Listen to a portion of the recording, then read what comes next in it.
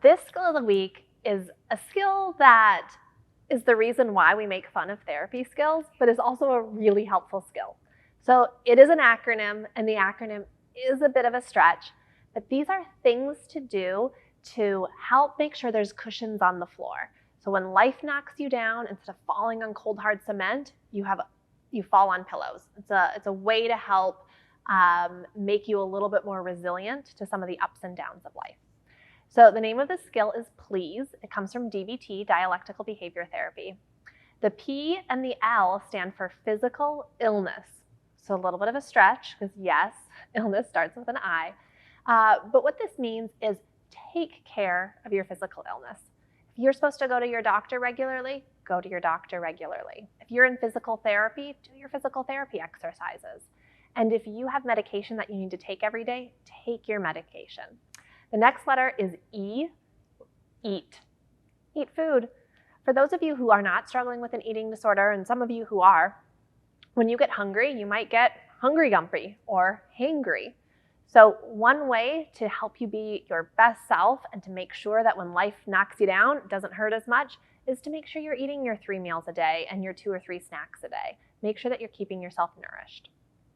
The A is also a little bit of a stretch. It stands for avoid drugs and alcohol.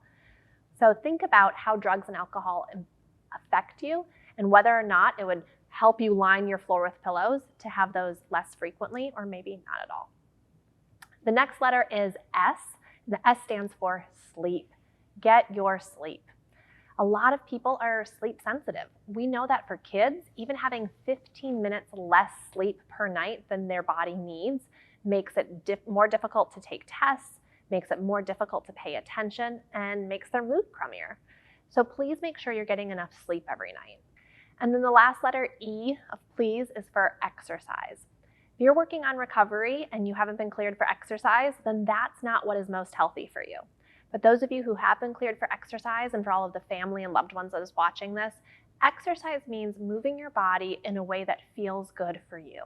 This can be a walk outside, this could be playing a team sport, playing pickleball, and anything in between. Doing something that feels good for you. It's not compensatory. You're not doing it because you should or to make up for anything that you ate. You're doing it for joy and joyful movement.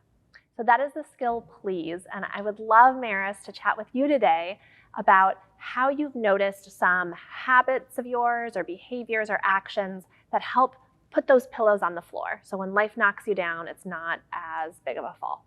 Yeah. You know, I love that you said this is one of those kind of make fun of it skills, because it feels really obvious. Like, yes, take care of yourself and you'll feel better. And it reminds me of when I got my first car when I was 16, and it kept breaking down all the time. And my dad would be like, did you get it an oil change? Did you fill your car's tires with air? And I'd be like, no, I haven't done any of those things. And if my dad's watching, he's probably wondering if I'm doing those things today. And so those things are just the things that help us keep moving and keep moving forward. And I think what was helpful for me was framing this as body respect. And I think a lot of people in recovery struggle to do things that feel like loving our body. That can feel like a huge leap from having really strong negative feelings about our body all the way to love, right? But it was helpful for me to reframe this with the support of other people, that you can respect and caretake your body even before you might feel a lot of love and compassion towards it. I love that. I feel like it's maybe said too often lately, but it is so true, the put on your oxygen mask before assisting someone. I hear from a lot of parents, not just parents at Equip, but people that I'm friends with, the life is too busy between the kids and work. I don't have time to take care of myself. I would say you don't have time not to take care of yourself. And you can make time to take your medication, eat your 3 meals and 2 to 3 snacks a day, go on a walk outside, and get your 8 hours of sleep. And what a huge difference that will make, doing the small things that really add up to the big thing of taking care of the one self that we have.